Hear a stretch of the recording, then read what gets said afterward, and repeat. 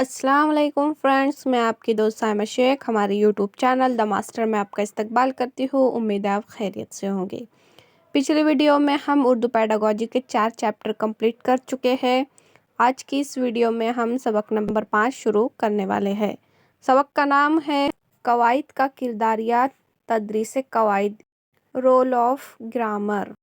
Video को शुरू करने से पहले अगर आपने हमारे पिछले 4 चैप्टर्स की वीडियोस नहीं देखी होंगी तो नीचे डिस्क्रिप्शन में उसकी लिंक दी हुई है, आप वहां से उन 4 चैप्टर्स को देख सकते हैं। तो चलिए हम हमारा सबक नंबर 5 शुरू करते हैं। चलिए सबक शुरू करते हैं। हमारे सबक का नाम है कवायद का किरदार, रोल ऑफ ग्रामर। यहाँ पर पहले ही लाइन में डॉक्टर एस स्वीट का कोटेशन दिया हुआ है, वो क्या कहते हैं चलिए देखते हैं। Grammar is the practical analysis of a language and it's anatomy. इसे ध्यान में रखिएगा क्योंकि 1 मार्क्स के लिए पूछ सकता है कि ये किसका कोटेशन है, तो याद रखिएगा doctor S sweet. Doctor S sweet क्या कहना चाह रहे हैं यहाँ पर कि जो ग्रामर है वो किसी ज़बान और उसकी एनाटॉमी यानी साख्त या उसका जो स्ट्रक्चर है उसका अमली तज्जिया है। अब वो कैसे, नीचे देखते हैं हम। किसी भी ज़बान को सीखने के लिए उसकी तराकीब और साख्त से वाकफियत ज़रूरी है, बालखुसूस जबकि हम दूसरी ज़बान सीख रहे हो। उमूमन मादरी ज़बान या पहली ज़बान के आमोजिश में कवायद की ज़रूरत नहीं पड़ती और हम फितरी तौर पर अपनी मादरी ज़बान की कवायद को अखज़ करते हैं। अब यहाँ पे क्या बताया जा रहा है कि किसी भी ज़बान को सीखने के लिए उसकी तराकीब और साख्त से वाकफियत ज़रूरी है, यानी कि उसकी तरतीब क्या है, उसका स्ट्रक्चर, उसकी साख्त क्या है, इससे वाकफियत होना या इससे जानना बहुत ज़रूरी है अगर हम कोई दूसरी ज़बान सीख रहे हैं तो। उमूमन मादरी ज़बान हो यानी कि जो हमारी मादरी ज़बान होती है, हमारी पहली ज़बान होती है, उसमें हमें कवायद की बिल्कुल भी ज़रूरत नहीं होती क्योंकि हम उसे फितरी तौर पर सीखते जाते हैं और उसकी जो कवायद होती है वो खुद से अखज़ करते हैं। हम जैसे अगर हमारी मादरी ज़बान है तो हमें ये सिखाया नहीं जाता कि बेटा स्ट्रक्चर उसका बताया नहीं जाता कि ये इस तरह से है, ये इसे ऐसा बोलते हैं, इस नहीं, हम खुद ब खुद फितरी तौर से उसे सीखते चले जाते हैं। हमें ग्रामर की ज़रूरत कब पड़ती है? जब हम दूसरी ज़बान सीखते हैं, तब हमें ग्रामर की ज़रूरत पड़ती है। आगे और क्या बताया हुआ है यहाँ पे, कवायद उन बुनियादी उसूल और ज़वाबित का मजमुआ है जो कि ज़बान को सीखने और समझने के लिए ज़रूरी होते हैं। यहाँ पर क्या बताया है, कवायद को बुनियादी उसूल और ज़वाबित का मजमुआ है जो कि हमें ज़बान को सीखने, उसे समझने के लिए हमारी ये जो कवायद होती है ये मदद करती है। अब आगे क्या बताया हुआ है, माहिरीन लिसानियात कवायद को मुख्तलिफ अज्जा में तकसीम करते हैं, मसलन अस्वाफ, सर्फ नौ और मानियात वगैरह। अस्वाफ ये सौत की जमा है जिसके मायने होते हैं आवाज़ या लहजा। सर्फ नौ ये कवायद का एक तरह का इल्म होता है और उसके बाद मानियात यानी जो हमारी मानी होते हैं, मानिया खस करते हैं वो। तो इनका जो ये अस्वाफ, सर्फ नौ हम ये पिछले सब अज़बाक में पढ़ चुके हैं, यानी कि आवाज़ का निकालना, आवाज़ का पैदा करना, ये किस तरह से होता है, निशानियाँ वगैरह हमने सुनने, बोलने में और लिखने पढ़ने में पढ़ चुके हैं। तो जो हमारे माहिरीन लिसानियात हैं उन्होंने कवायद को मुख्तलिफ अज्जा में तकसीम किया है, वो है अस्वाफ, सर्फ नौ और मानियात, ये याद रखिएगा। आगे बढ़ते हैं। आगे क्या बताया है, ज़बान की तदरीस में कवायद के किरदार को लेकर माहिरीन लिसानियात के दरमियान इख्तिलाफ़ पाया जाता है। वो कवायद के किरदार और उसकी तदरीस को अलग अलग नज़रियात से देखते हैं। कुछ माहिरीन तालीम उसे एक अलहदा मजमून की हैसियत से पढ़ाए जाने की हिमायत करते हैं, तो वहीं कुछ माहिरीन तालीम उसे तदरीस व आमोजिशी अमल के एक हिस्से के तौर पर देखते हैं और अलहदा से कवायद की तदरीस की मुखालिफत कहते हैं। वो अमली कवायद की हिमायत करते हैं। अमली कवायद का मतलब है कि बच्चों को कवायद के असबाक अलहदा से ना पढ़ा कर निसाबी असबाक के दौरान इस्तेमाल कवायद से वाकफियत करा दी जाए।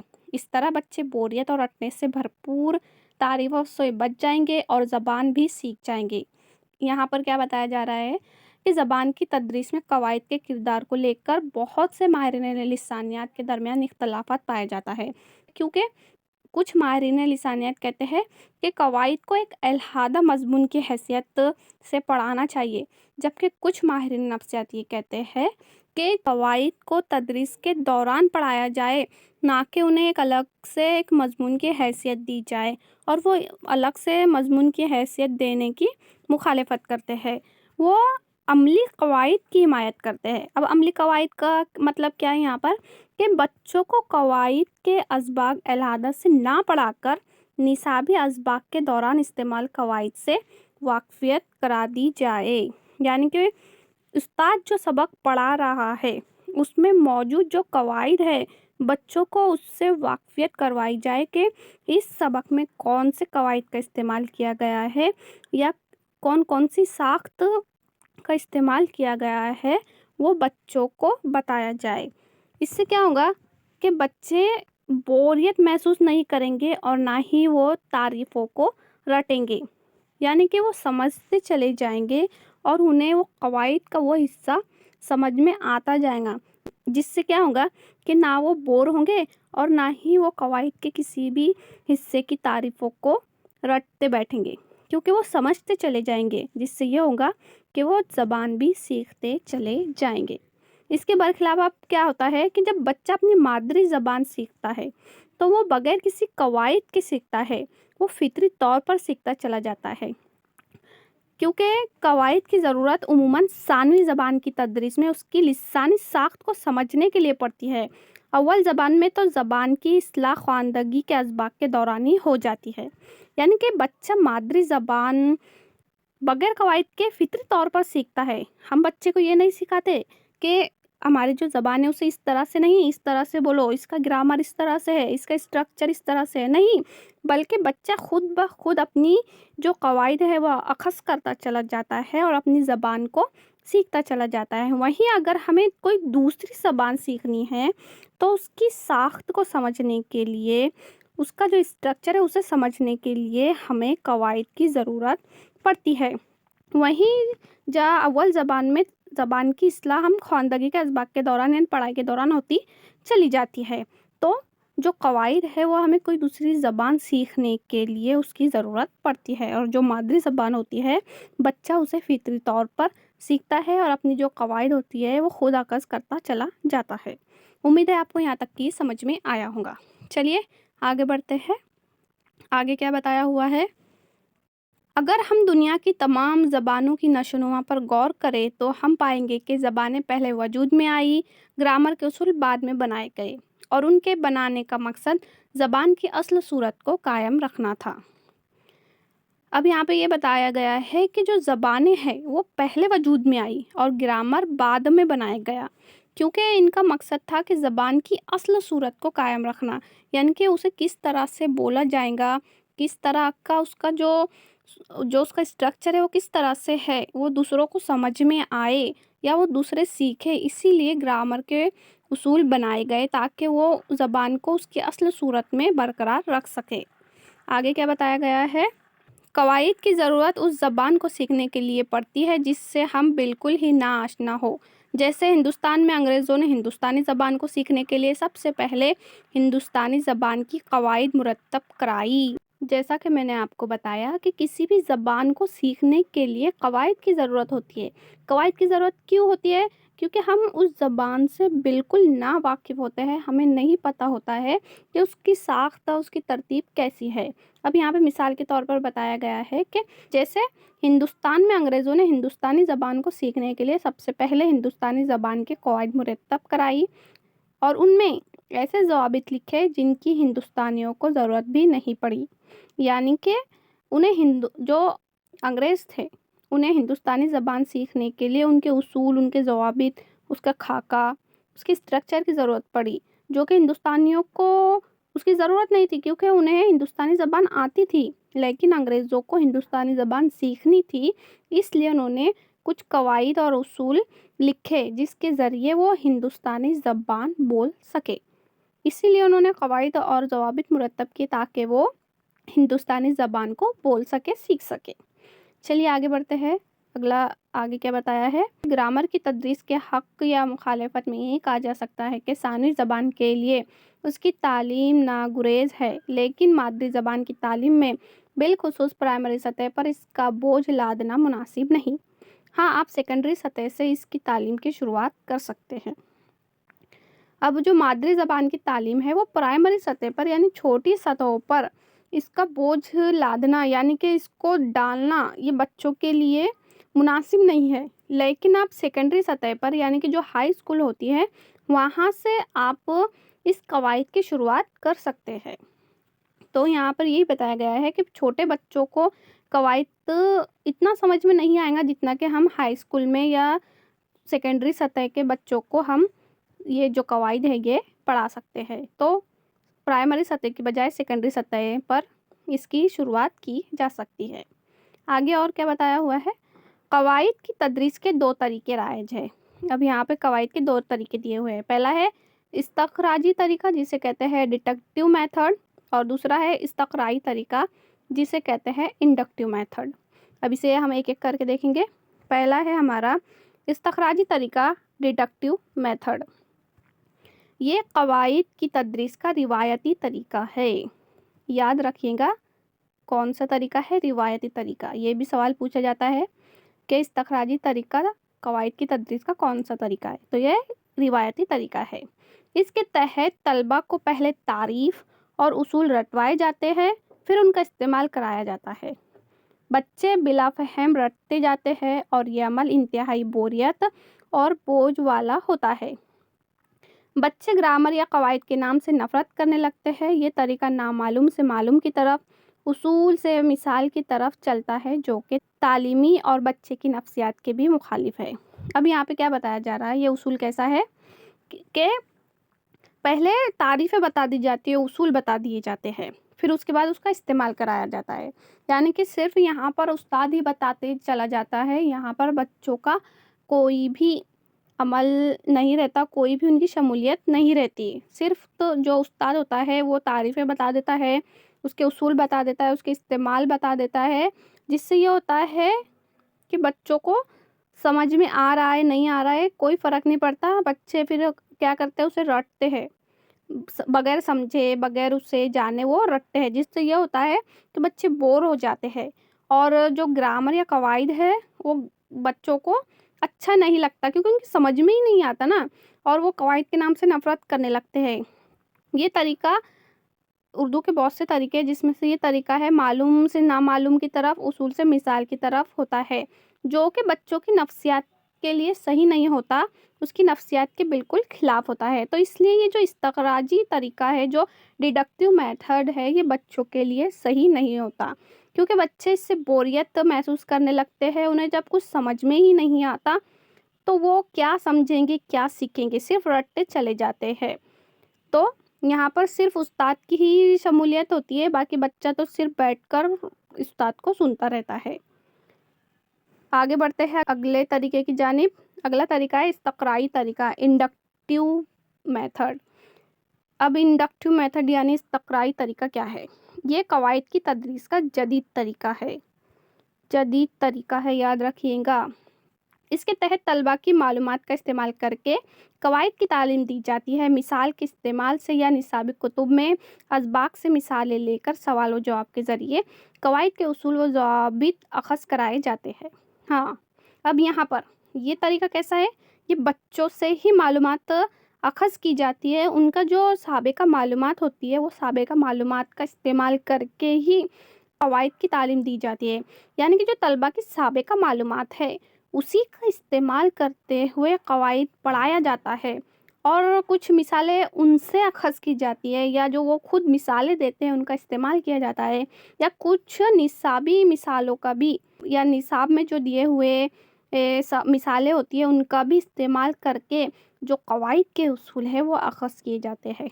मतलब ये हुआ कि यहाँ पे बच्चे एक्टिव रहते हैं, बच्चे खुद से उनकी जो साबिक़ा मालूमात है उस्ताद उनका इस्तेमाल करते हुए कवायद की तालीम देता है। आगे क्या बताया है, तारीफ़ों के मकाम पर कवायद के अमली इस्तेमाल पर ज़ोर दिया जाता है। यानी कि तारीफ़ों के मकाम पर, यानी जो भी चीज़ें यहाँ पढ़ाई जा रही है وہ بچوں کی جو سابقہ معلومات ہے، جو ان کی روزمرہ کی زندگی میں وہ دیکھتے سنتے ہیں، جو ان کی عملی تعلیم ہوتی ہے، اسی کا استعمال کرتے ہوئے یہاں پر قواعد کا علم یا قواعد سکھایا جاتا ہے۔ یعنی کہ یہ طریقہ مثالوں سے اصول کی طرف اور معلوم سے نامعلوم کی طرف گامزن ہوتا ہے۔ یہ طریقے بتائے ہوئے اردو کے طریقے ہیں کہ بچوں سے مثالیں پوچھی جاتی ہے، پھر اصول اخذ کیا جاتا ہے، یعنی تعریفیں بتائی جاتی ہے۔ اس کے بعد جو بھی بچوں کو معلوم ہے اس سے نامعلوم چیز، یعنی کہ جو مثال اصول ہے، جو انہیں نہیں معلوم ہے، جو اس کی تعریف انہیں نہیں معلوم ہے، ٹیچر استاد اسے بتاتا ہے۔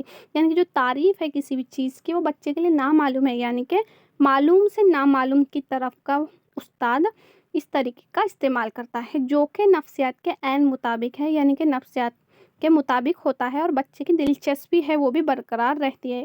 یعنی کہ یہ بچوں کے لیے بہت ہی بہترین طریقہ ہے، استقرائی طریقہ یعنی انڈکٹیو میتھڈ، جس سے یہ ہوتا ہے کہ بچے ایکٹیو رہتے ہیں، بچوں کی دلچسپی بنی رہتی ہے اس طریقے سے، کیونکہ بچے خود اپنی معلومات کی بنا پر جوابات دیتے چلے جاتے ہیں۔ تو یاد رکھیے گا کہ جو استخراجی طریقہ ہے وہ روایتی طریقہ ہے اور جو استقرائی طریقہ ہے وہ جدید طریقہ ہے۔ امید ہے آپ کو یہاں تک یہ سمجھ میں آیا ہوگا۔ چلیے آگے بڑھتے ہیں۔ آگے ہے طلبہ کو قواعد کے سبق الگ سے نہ دیے جائے بلکہ انہیں زبان کے اسباق سے ہی مربوط کر دیا جائے۔ قواعد کی زبانی مشقیں تحریری مشقوں کے مقابلے زیادہ کرائی جائے۔ بچے کی انفرادیت، جماعت کے تنوع اور دلچسپی کا لحاظ رکھنا قواعد کی تعلیم میں نہایت ضروری ہے۔ اب یہاں پہ کیا بتایا جا رہا ہے کہ طلبہ کو قواعد کے سبق الگ سے نہ دیا جائے بلکہ انہیں زبان کے اسباق سے ہی مربوط کر دیا جائے۔